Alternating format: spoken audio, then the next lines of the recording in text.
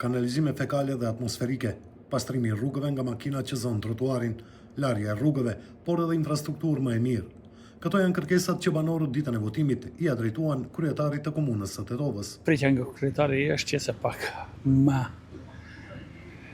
si thonë, më i afërt me qytetarët. Ne ndaj bisedojmë për çështjet që kanë qenë shekullit 18, uji, kanalizimi dhe gjëra të tjera, por duhet që se menaxheri që duhet. Rregullimin e parkingeve, dito vetura më ketë shumë, që qytetarët nuk kanë ku hecin nëpër trotuar, në trotuar i kanë më. Dosta që i mu trebi cisën dhe përën unish. Dhe cisën në nishtë të pja. Kreu i Tetovës Bilal Kasami, mandati i të cilit po vazhdon, thotë se ka dëgjuar madje me vëmendje kërkesat e banorëve, ndërsa në ditët e para fokusin kryesor ka vënë tek kanalizimi fekal. Problem ky disa dekadash i qytetit të Tetovës. Sigurisht që janë dëgjuar edhe kërkesat e banorëve dhe i kemi pasur parasysh problemet kryesore me cilat jemi ballafaquar për 4 vite dhe do vazhdojmë të ballafaqohemi që nga dita e parë e marrjes së mandatit të dytë.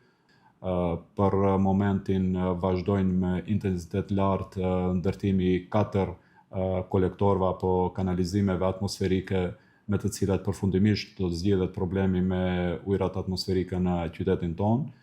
Do të besoj që brenda këtij muaji, më së vondi brenda fundit vitit, do të mbarojnë gjitha procedurat administrative të përzgjedhjes së kompanive të cilët do të realizojnë projektin e madh të kolektorit të ujrave fekale apo të kanalizimit fekal të ujrave të zeza dhe impjantit apo filtrstacionit në fshatin Falisht. Kasami tha se në bashkëpunim me sektorin e punëve të brendshme, po punojnë në zgjidhjen e problemit tjetër që i shqetëson banorët, ai është bllokimi i trotuareve.